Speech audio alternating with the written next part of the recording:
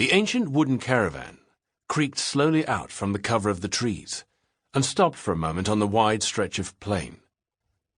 If there had been anyone to observe the scene, they would have noticed the words, "Sebastian Darke, Prince of Fools," painted gaily on the sides of the caravan.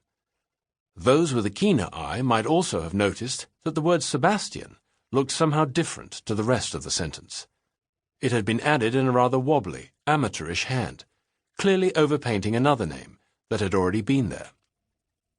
The sun was low on the horizon, and Sebastian was obliged to shade his eyes with the flat of one hand as he gazed off into the shimmering, heat-rippled distance.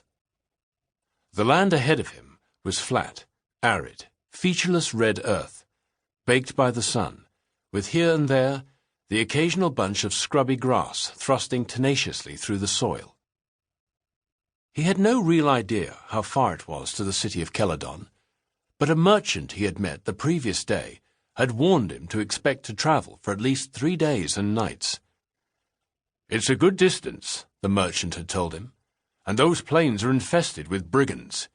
You'd better sleep with one eye open, elf-man." Sebastian was well used to this term, though he didn't much care for it. He was a breed, the son of a human father and an elvish mother.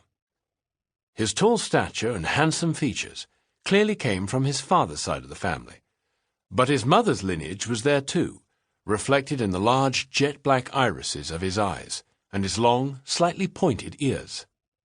His gangly frame was accentuated by the striped black and white costume he was wearing, complete with a tall 3-pronged hat topped by jingling bells.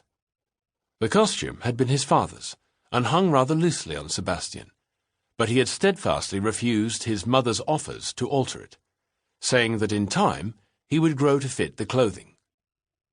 Fitting comfortably into the role of a jester might take a little longer.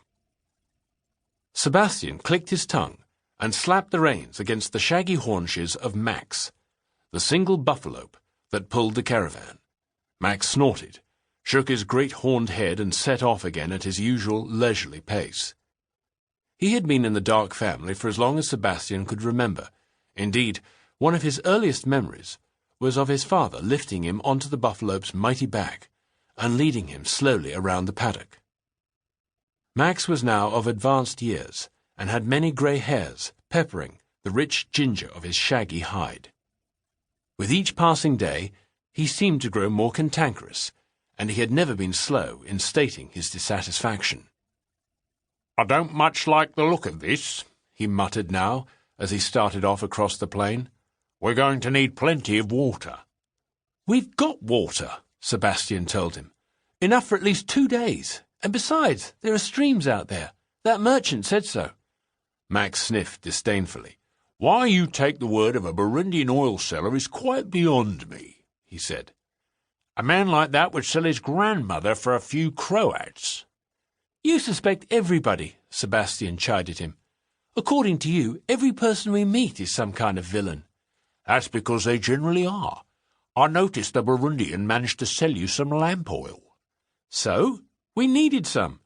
"Not at 3 Croats a bottle, we didn't. Daylight robbery. Back at the market in Jerubim, you could get a bucket of the stuff for—" "We're not in Jerubim now," Sebastian reminded him.